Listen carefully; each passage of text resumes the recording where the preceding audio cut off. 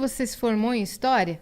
Ou foi Não, já antes? eu me formei em História antes. Eu fiz História por hobby, então eu nunca exercia a profissão nem nada. Eu fiz porque eu gosto de História. E eu não sei porque que eu resolvi fazer uma faculdade só porque eu gosto. Eu poderia simplesmente ficar lendo e tal, que dava na mesma, né? Mas eu quis fazer e eu terminei a faculdade. Eu terminei o curso mesmo, foi em 2012, alguma coisa assim. E aí eu só fui pegar o diploma muitos anos depois porque eu queria fazer o estágio de verdade. Eu não queria só pegar a assinatura. Então eu fiquei 6 meses numa escola pública fazendo estágio para poder ver na real como é que é. Como professor? E como professor. Eu acabei ajudando bem mais na secretaria, na coordenação, do que dando aula. Mas eu dei aula de tudo, porque faltava professor de todos os dias um monte, e daí eu tinha que dar aula de tudo que aparecia. É ensino fundamental? Foi ensino fundamental. E como que era ser professor de ensino fundamental? Assim, lógico que foi um período muito curto para eu fazer qualquer avaliação, mas a minha experiência, eu quis uma escola pública até para poder ter um pouco dessa vivência, né? Eu, assim, fiquei muito triste com o que chega para os alunos e... Bom, para ser honesto, para mim, assim, parece que está todo mundo fingindo.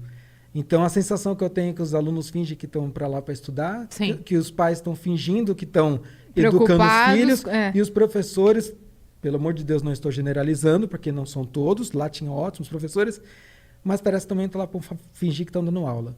Para bater cartão. Então, nessa... Falta uma estrutura generalizada, né? Era municipal? Era estadual?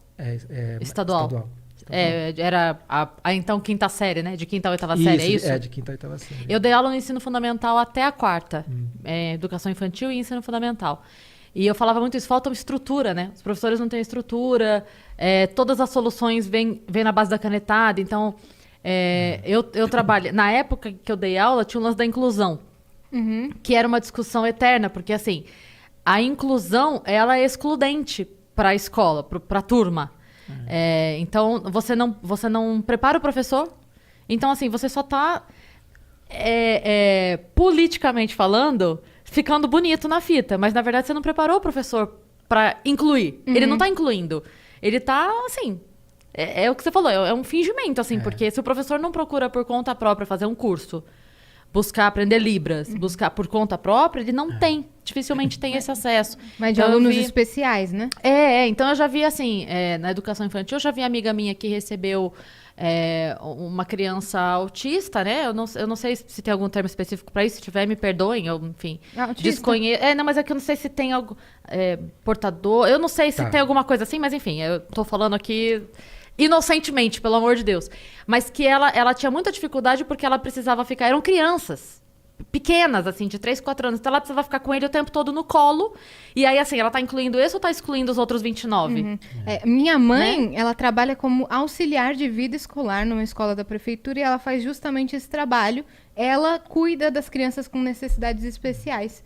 Então, a professora continua dando aula e a minha mãe dá uma atenção maior para ajudar aquele aluno a realizar as atividades, a se enturmar com os outros colegas numa escola da prefeitura. Eu acho... Aluno de, assim, de 2, 3 anos, 4 anos. Falando brevemente, assim, como pedagoga, porque me formei nisso, mas eu sempre acreditei que tinha que ter a inclusão social, a inclusão da convivência, mas não a inclusão da educação, porque essas crianças precisam de um lugar específico que atenda a elas na questão educacional. Então, assim, essas crianças frequentarem a escola sem uma obrigação, por exemplo, ir 2 vezes por semana, participar da aula de educação física, ir 2 vezes por semana e participar da aula de artes. Sim. Beleza. Agora porque acontece um jogo duplo aí que nem essa criança consegue acompanhar, e se a professora é complacente com o não envolvimento dessa criança, que ela tem que ser porque ela não consegue acompanhar, ao mesmo tempo os outros fazem, por que ele... então também não vou fazer. Ele não faz isso, passa de ano. Entendi. A criança não entende muito bem por que a professora não briga com ele porque ele não fez a tarefa. Então. Né? Pode falar. Eu só queria deixar claro, porque às vezes também, de repente, alguém vai começar a falar que eu tô falando que todo professor tá fingindo. Não, não é isso. Você deixou bem claro que você não generaliza. Claro. Porque assim, o que eu via lá, né? Então, quando eu chegava de manhã, tinham 17 turmas. Todos os dias, obviamente, tinha que ter às 7 da manhã 17 professores. O normal era ter 12, 13, isso todos os dias. Isso significa que tinham muitos professores comprometidos, mas tinham muitos que não estavam nada comprometidos. Né? Você chegava na sala de aula, eu posso estar com aquela história de papo de velho, mas na minha época as salas eram todas, as carteiras alinhadinhas, todo mundo sentadinho, lá eram divididos em clãs. Então tinha um grupo com as carteiras todas amontoadas num canto, que era a turma que dormia. Aqui era a turma do funk, ali era a turma do videogame, aqui era a turma da maconha. Cada grupo era um grupo. E eles ficavam com a carteira virada de costas pro professor. Uhum. E eu cansei de entrar em sala só para assistir a aula do professor, então isso não era comigo, era com todos os professores. E aí tinha sempre, numa sala de 30, 40, tinha 5, 6, que eles catavam a carteira e levavam para frente para conseguir ouvir o professor. E o professor, ele desistia de tentar dar silêncio. Sim. Conquistar o silêncio da sala. Então, assim, por isso que eu falei, eu não quero culpar o professor, porque ele também é vítima desse processo. Claro. Ele é vítima desse abandono. Os alunos chegam sem nenhuma base em casa. E eles não têm base em casa porque na geração deles os pais também não tiveram base. Tem uma coisa que vai passando de geração para geração. Como que vai corrigir isso? Eu não sei. Uhum. Mas, assim, é um abandono geral. Então, chega uma hora que eu entendo, minha irmã, professora, ela vive exausta. Que não consegue. É exaustivo. Então, tem alguns professores que falam, olha, quer saber? Não vou mais ficar dando murro em ponta de faca. Então, eu não estou fazendo nenhum juízo de valor, mas assim, e também, como eu falei, longe de eu ter experiência suficiente para poder avaliar. Claro. Desse curto período que eu tive, eu encontrei pessoas excelentes, principalmente as pessoas da coordenação, que foi onde eu fiquei, eram pessoas assim, excelentes, que queriam fazer de tudo para poder dar uma boa educação, mas não tinha... não tem a base. Não tinha suporte. Eu devo... Bom, do que é tenho certeza, eu devo ser mais velha que você também. Eu lembro que na minha época de criança, eu lembro que eu cheguei da terceira série, primeiro dia que eu cheguei em casa, minha professora era demônio, assim, ela tacava giz na cabeça, ela gritava, ela pegava o apagador, ela batia na beirada da tua mesa, assim, nossa. Já tive uma assim também. E eu lembro perfeitamente que no primeiro dia que eu cheguei, eu tava com o olho arregalado desse tamanho. Não parece, mas eu fui uma criança comportada. E eu cheguei assustadíssima. Eu falei, mãe, a professora brigou com o menino. Só que a minha mãe virou pra mim e falou assim, e quando for você? Se um dia for você, eu também vou brigar. Então, eu sinto que isso mudou. Porque hoje em dia, quando a professora briga com o aluno, os pais vão pra cima do professor. Né? Eu lembro que a minha mãe me deu uma bronca prévia. Sorte sua que não foi com você. Porque se um dia ela brigar com você... Se você chegasse com alguma reclamação de professor em casa, a bronca vinha em você. Nossa. O corretivo vinha em você. Hoje em dia, é aquela piadinha, né? Que o aluno chega pro professor e fala, professor, é melhor você tomar cuidado. Daí ela fala, tomar cuidado? Porque meu pai falou que se eu repetir de ano alguém vai apanhar. Exatamente. Mas isso. Eu vim dessa inverteu. época também. Eu vim dessa época e...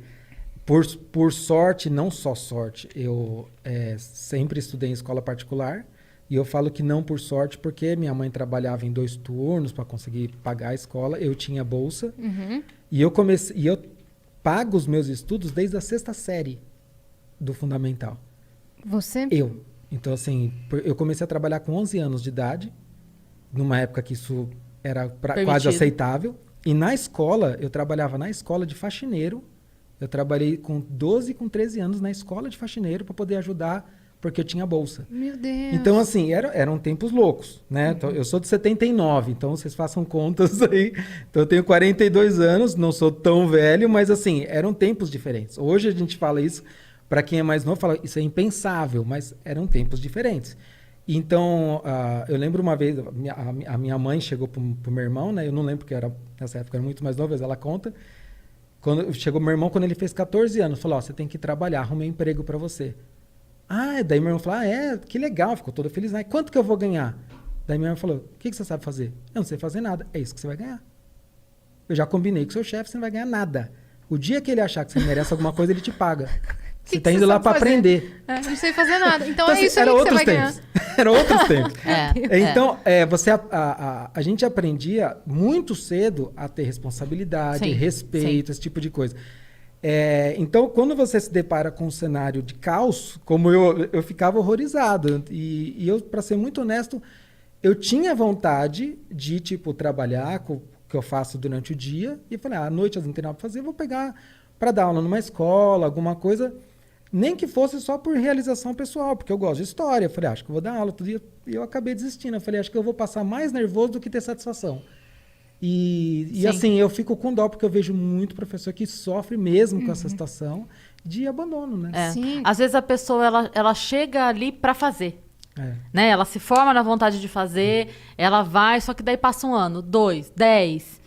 Sabe? Chega uma hora que você fala assim, ok, é o que você falou, tô dando murro em ponta de faca. Quantas vezes a gente não fez festinha, aquelas festinhas da primavera, festinha de não sei o quê, festinha de não sei o quê, pra comprar as coisas mínimas da escola. Porque se queimasse uma lâmpada, era 3 meses, porque faz o ofício, aí vai pra prefeitura, aí vai pra não sei que setor, aí autoriza, aí compra, aí manda, enfim. Não dá pra ficar sem a luz. Então a gente vai na PM da escola, faz uma festinha, não sei o quê, e bota o toldo que precisa porque tá chovendo não sei aonde, faz o que precisa porque...